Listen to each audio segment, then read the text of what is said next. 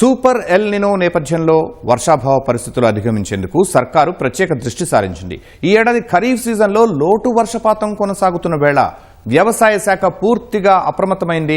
సచివాలయంలో తన ఛాంబర్లో తాజా ఖరీఫ్ సీజన్పై వ్యవసాయ శాఖ మంత్రి తుమ్మల నాగేశ్వరరావు ఉన్నత స్థాయి సమీక్ష చేశారు. ఖరీఫ్ సీజన్ పరిస్థితులపై విస్తృతంగా చర్చించారు. ఎల్ నినో దృష్ట్యా తొలి ప్రత్యామ్నాయ కార్యాచరణపై ప్రత్యేక దృష్టి సారించాలన్న తుమ్మల క్షేత్రస్థాయిలో విత్తనాలు, రసాయన ఎరువుల లభ్యత, యూరియా సరఫరాలపై ఆరా తీశారు. ప్రత్యామ్నాయ కార్యాచరణ, సర్కారు చర్యలకు సంబంధించిన అంశాలపై మా ప్రతినిధి మల్లిక్ అందిస్తున్న గ్రౌండ్ రిపోర్ట్ చూద్దాం.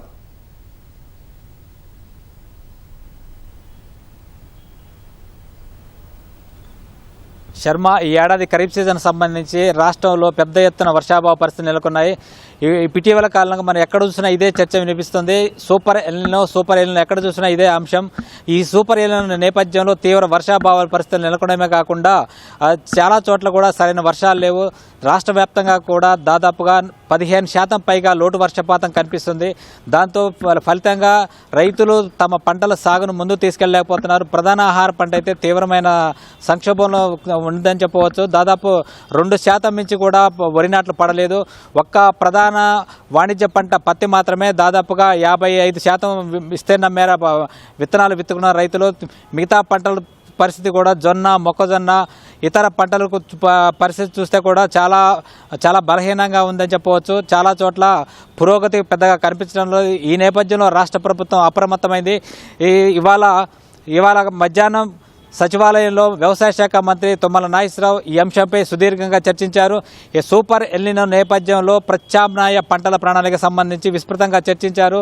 అంతేకాకుండా ఈ రాబోయే ఈ నెల 15వ తేదీ అలాగే 30వ తేదీ ఆగస్టు 15 అంటే 3 దశల్లో అనుసరించాల్సిన వ్యూహాలపై విస్తృతంగా చర్చించారు. ఇప్పటికే రాష్ట్ర వ్యాప్తంగా కూడా రైతులు విత్తనాలు కొనుక్కొని విత్తుకునే సిద్ధంగా ఉన్నారు.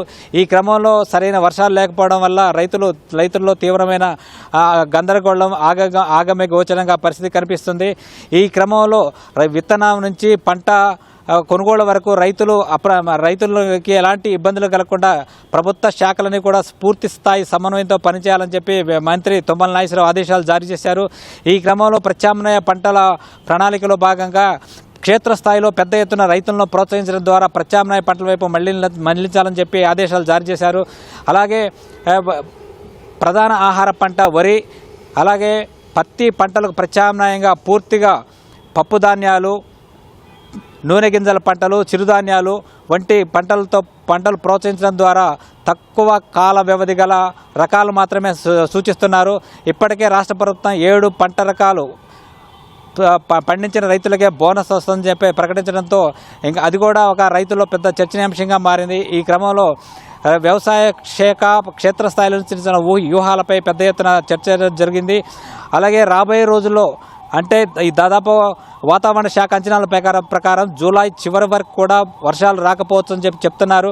వచ్చినా కూడా అక్కడక్కడ సరైన వర్షపాతం నమోదు కాకపోవచ్చు. ఈ క్రమంలో రైతులు ముందస్తు జాగ్రత్త చర్యలో భాగంగా సన్న రకాలు మాత్రమే సాగు చేసుకొని మంచి లాభాలు పొందాలని చెప్పి సూచిస్తున్నారు. అలాగే రైతు భరోసా సంబంధించి కూడా రాష్ట్ర ప్రభుత్వం గత నెల 30వ తేదీన హైదరాబాద్లో ముఖ్యమంత్రి చేతుల మీదుగా ప్రారంభమైంది.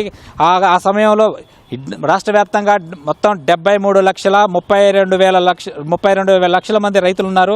అయితే తొలి రోజున 41,37,00,000 కోట్ల మందికి రైతులకి రైతు భరోసా జమ చేశారు. ఇప్పటి వరకు మొత్తం 68,96,96,000 రైతుల ఖాతాల్లో సొమ్ము జమ అయింది. మొత్తం 77,50,45 కోట్ల రూపాయలు జమ చేసినారు.